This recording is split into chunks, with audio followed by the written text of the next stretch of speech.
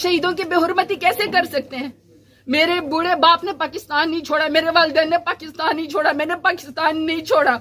मैं पाकिस्तान की बेटी हूँ, मुझे इंसाफ दिया जाए, मुझे इलेक्शन लड़ने दिया जाए, मुझे अरेस्ट ना किया जाए। मैंने कोई जुर्म नहीं किया। मैं ना जो पाकिस्तान के अंदर हमें फ्रेम किया गया पीटीआई को, मैं उसकी माफी मांगती हूँ। मेरी अना कुछ नहीं है, मेरी अना बहुत छोटी है। पाकिस्तान बहुत बड़ा है। पाकिस्तान है तो हम हैं। और ये मीडिया के सामने मैं कह रही हूँ, PMLN वाले ये चाहते ना कि हमारी कोई लड़ाई है किसी फौज से, पाकिस्तानी की फौज से, तो सड़ो मरो जलो। पाकिस्तान फौज जिंदाबाद, पाकिस्तान आर्मी जिंदाबाद। ये हम आपको मौका नहीं होने देंगे कि हमारी कोई लड़ाई नहीं है इदारों से। पाकिस्तान है तो हम हैं, पाकिस्तान फौज है तो हम हैं। और ये इलेक्शन के जरिए मैं आपको हराऊंगी। डेरा गाजी खान को मैं जवाब दूंगी इलेक्शन के जरिए। आप और आप मेरी जबान बंदी करेंगे और आप कहेंगे कि मैं वोट भी ना डाल सकूं और मैं इलेक्शन भी ना लड़ सकूं।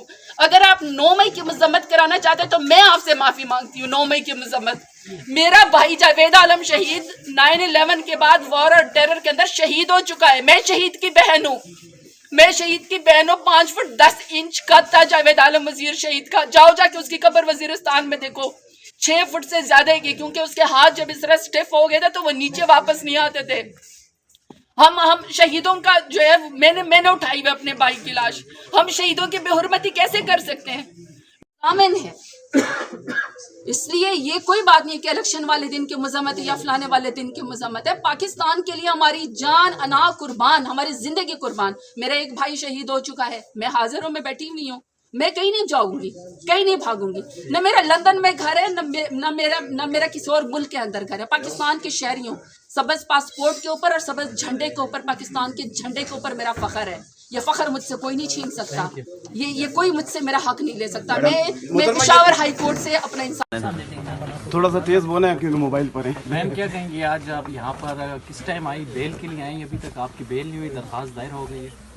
बहुत शुक्रिया। पहले तो मैं मीडिया का बहुत शुक्रिया अदा करती हूँ कि आप लोग मेरी बात जो है मेरे वर्कर्स तक, मेरे लोगों तक और पाकिस्तानियों तक आप पहुँचा रहे हैं। इस वक्त इलेक्शन की गहमा गहमी है और ये वो इलेक्शन है कि मुझे ये समझ नहीं आ रहा है कि मैं इलेक्शन लड़ रही हूँ या मैं कोई जंग लड़ रही हूँ। मुझे तो ये समझ नहीं आ रही है। लेकिन बहरहाल मेरा ख्याल है कि पाकिस्तानी होने के नाते, एक पढ़ी लिखी बैकग्राउंड होने के नाते सरदारों का मुकाबला किया है, मैंने फ्यूडल्स का मुकाबला किया है। मैंने 2018 में जो है वो फ्यूडल्स को हराया और मैं एक नज़रिए के ऊपर आई हूँ। ये मेरा राइट है कि मुझे इलेक्शन लड़ने दे दिया जाए।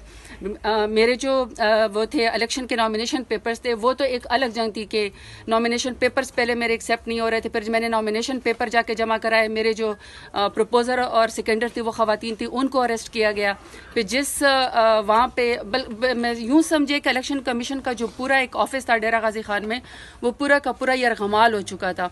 मैंने उस वक्त भी कहा कि उस ख़वातीन को, मेरी प्रपोजर और सेकेंडर को छोड़ दिया जाए, क्योंकि ये ख़वातीन है डेरा गाजी खान में, इन्होंने हिम्मत की इतने मुश्किल में कि वो मेरी प्रपोजर और सेकेंडर बनी है। उसके बाद किसी ग्राउंड पे, PO ग्राउंड पे जो है मेरे नॉमिनेशन पेपर जो है वो रिजेक्ट कर दिए गए हैं NA 185 डेरा गाजी खान से।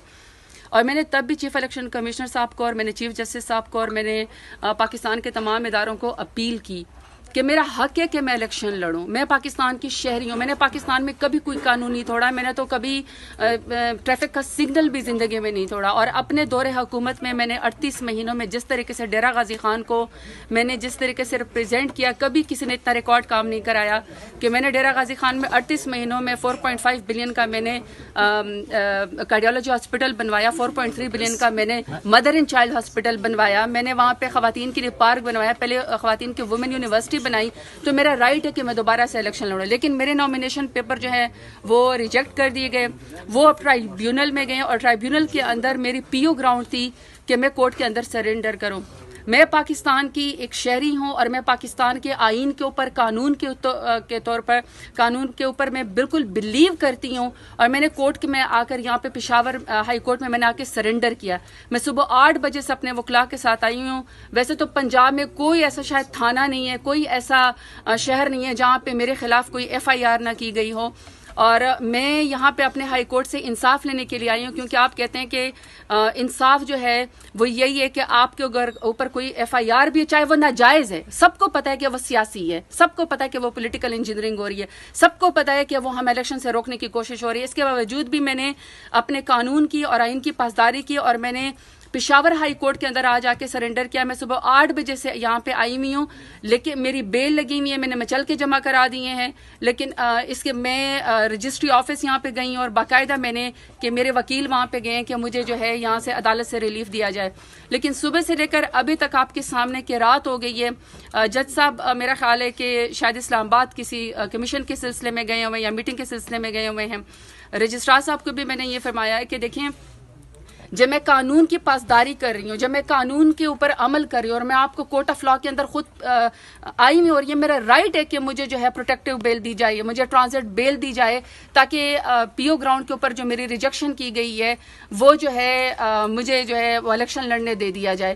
میں یہاں پہ آئی ہوں, لیکن ابھی تک جج صاحبان یہاں پہ نہیں ہے, اور میری اس وقت میڈیا کے لحاظ سے میری اپیل ہے, میں اس وقت جتنے بھی وکلاء ہیں, میں آپ کی کورٹ کی عزت کی خاطر آپ کو کہہ رہی ہوں کہ دیکھیں, یہاں سے صبح یہیں ہائی کورٹ سے جو ہے وہ ایمان طاہر کو اٹھایا گیا ہے, اور ابھی ساری فورس باہر کھڑی ہوئی ہے مجھے اریسٹ کرنے کے لیے.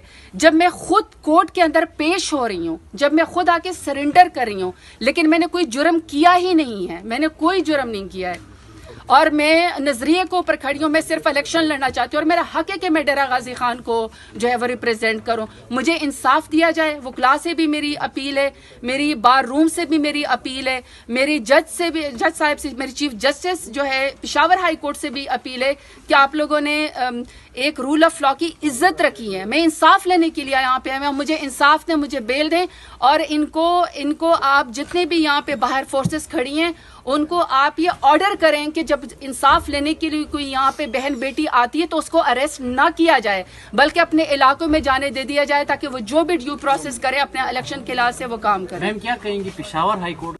پیارے ناظرین, یہ تھی محترمہ زرتاج گل صاحبہ جو پشاور ہائی کورٹ کے اندر میڈیا سے بات چیت کر رہی تھیں.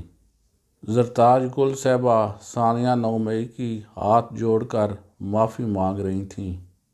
وہ کہہ رہی تھی پنجاب کا کوئی شہر یا تھانہ نہیں ہوگا جس میں میرے خلاف FIR درج نہ کی گئی ہو.